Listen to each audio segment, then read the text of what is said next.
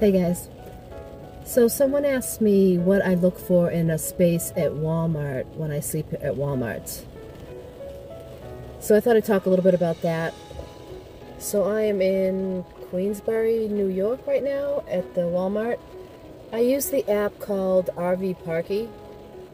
Kind of a dumb name, but it tells you where overnight parking is allowed, not just at Walmarts, but at every place, and campgrounds and all that. I'm not sure if that was free or not, because I did purchase one. I'm not sure if that's the one I purchased.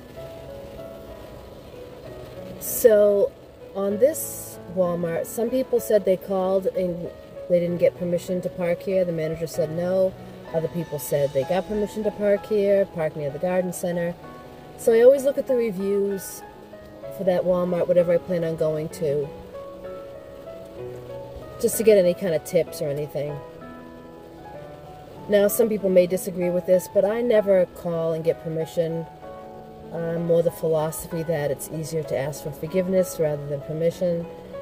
And I feel like I'm just a Prius, so who's going to care and who's going to really notice? And if they do, the worst that happens is they ask me to leave. So the question was, what do I look for in a space? Number one, it has to be level. I prefer to not be under the lights, which is hard to do in the Walmart parking lots. There's lights everywhere. Now, I always check to see the hours of the Walmart. This one's open 24 hours, so I feel like I could kind of possibly blend in with the employees' cars, but not right next to them. And I also know that I can go into the bathroom in the morning, so I always check for that. I always want to know the hours of the locations around me for the bathroom in the morning. So having to leave my car running because it is raining, so I'm going to need to have the AC on. That does prevent me from being too stealth because the engine will turn on.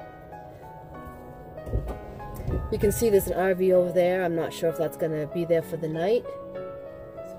If there seems to be an area that's kind of got a bunch of RVs and people, you know, vans and stuff like that, then I will try to go to that area, but I do try to steer clear of them so I have some privacy.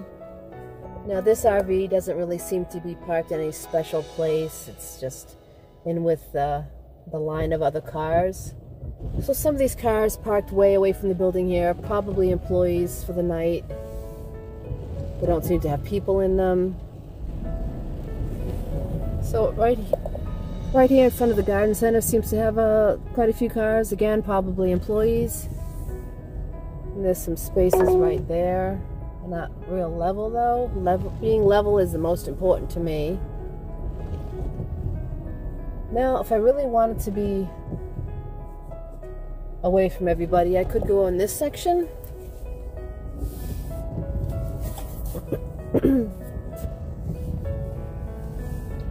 There's not one single car over here, but I really don't want to stick out like a sore thumb.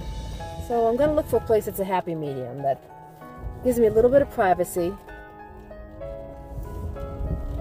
yet I don't stick out.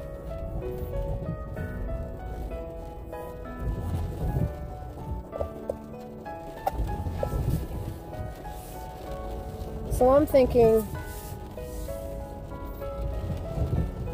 right here. This is a row of about 8 or 9 parking spaces. There's a bunch of cars parked behind me in the rows that look like employees. I'm going to put my emergency brake on and put it in park. Shut the lights and wipers off. Now, I probably should back into the space, but I never really seem to do that. But it really would be safer to be able to pull out if there is a problem. So at least right here, I'm not like right under the lights. I mean, I'm going to have to... It is kind of bright in the back seat, so I will have to probably put up something just to keep the light out of my face. And I have the eye mask also.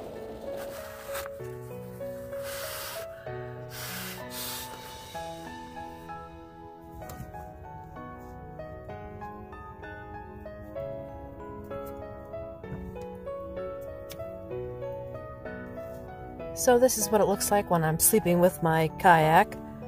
Got plenty of room for my feet. It's just over there. It takes up less room than a person. Still have all this room over here. Can spread out if I want. And the kayak starts about a little below my hips. Plenty of room.